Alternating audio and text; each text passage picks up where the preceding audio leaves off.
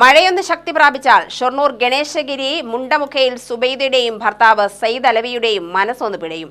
ഏതു നേരവും നിലംപൊത്താവുന്ന ചുമരിനകത്താണിന്ന് ഇവരുടെയും മക്കളുടെയും ജീവിതം. നിലവിൽ വീടിന്റെ ചില ഭാഗങ്ങളിൽ ഓടുകളെല്ലാം തകർന്നിട്ടുണ്ട്. അടുത്ത കാറ്റിൽ മറ്റു ഭാഗങ്ങൾ കൂടി തകരുമോ എന്ന ആശങ്കയും ഇവർക്ക് വിട്ടുമാറുന്നില്ല. 90 വർഷം പഴക്കമുള്ള വീട്ടിൽ അറ്റകുറ്റപ്പണികൾ നടത്തിയത് വളരെ കുറവാണ്. കഴിഞ്ഞ 6 മാസം മുമ്പ് വീടിന്റെ അറ്റകുറ്റപ്പണിക്ക് വേണ്ടി സുബൈദ ഷൊർണൂർ നഗരസഭയിൽ അപേക്ഷ നൽകിയെങ്കിലും ഗുണമൊന്നുമുണ്ടായില്ല. ആദ്യഘട്ടത്തിൽ പട്ടികയിൽ ഉൾപ്പെട്ടെങ്കിലും തുക നൽകാതെ ജനപ്രതിനിധികൾ മറ്റാളുകൾക്കത് നൽകിയെന്നാണ് സുബൈദയുടെ പരാതി. ഇതുവരെ മുനിസിപ്പാലിറ്റി നമുക്കൊന്നും ചെയ്തിട്ടില്ല. ഇപ്രാവശ്യം വീട് റിപ്പയറിന് പൈസ പാസ്സായിട്ടുണ്ട് പറഞ്ഞിട്ട് തരാൻ നേരത്ത് അവർ വേറൊരാൾക്ക് അത് കൈമാറി. മാർക്കിസ്റ്റിലുള്ള ഒരാള് ജയറാം പറഞ്ഞ ഒരാൾക്ക്, ഭാസ്കരൻ പറഞ്ഞ ഒരാൾക്ക് അത് കൈമാറി. അവരെ വീട് 2 കൊല്ലമായിട്ട് വാർപ്പിട്ട വീടായിരുന്നു. ബാക്ക് ഭാഗം തേച്ചിട്ടില്ല എന്ന് പറഞ്ഞിട്ട് അവർ കൈമാറിയത്.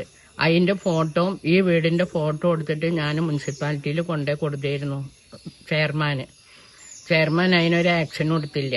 അപ്പൊ ഇവിടുത്തെ വാർഡ് കൗൺസിലർ രാജി പറഞ്ഞ അവര് പറഞ്ഞത് എന്താന്ന് വെച്ചാല് വീട് ജപ്തിക്ക് വന്ന വീടല്ലേ, അപ്പോൾ ഞങ്ങൾക്ക് തരാൻ പറ്റില്ല എന്നാണ് അവള് പറഞ്ഞത്.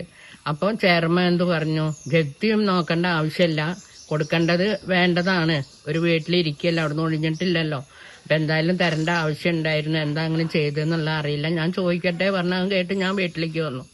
പിന്നെ എന്നോട് ആൾക്കാർ പറഞ്ഞു നിങ്ങൾ കലക്ടർക്ക് ലെറ്റർ കൊടുക്കുകയും പറഞ്ഞു. അങ്ങനെ കലക്ടർക്ക് ലെറ്റർ വിട്ടു. കലക്ടർ അതിനുള്ള മറുപടി മുനിസിപ്പാലിറ്റിയിലേക്ക് വിട്ടിട്ടുണ്ട് പറഞ്ഞിട്ട് അന്വേഷണത്തിന് വരും, വേണ്ട പോലെ ചെയ്യാൻ പറഞ്ഞിട്ട് എനിക്കൊരു ലെറ്റർ വന്നു. ഇന്ന് ഇത്ര നേരം വരെ അവർ തിരിഞ്ഞു നോക്കിയിട്ടില്ല. സംഭവത്തിൽ ജില്ലാ കളക്ടർക്കും നഗരസഭയ്ക്കും പരാതി നൽകിയെങ്കിലും ഗുണമുണ്ടായില്ലെന്നും സുബൈദ പറയുന്നു.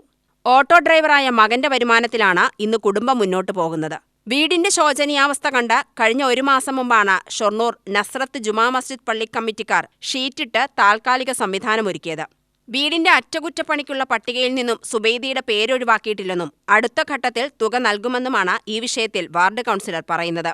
ഈ മഴക്കാലത്തും ആദിയോടെ ആ വീട്ടിൽ സുബൈദയുടെയും കുടുംബത്തിന്റെയും ജീവിതം തുടരുകയാണ്. UTV news, Palakkad.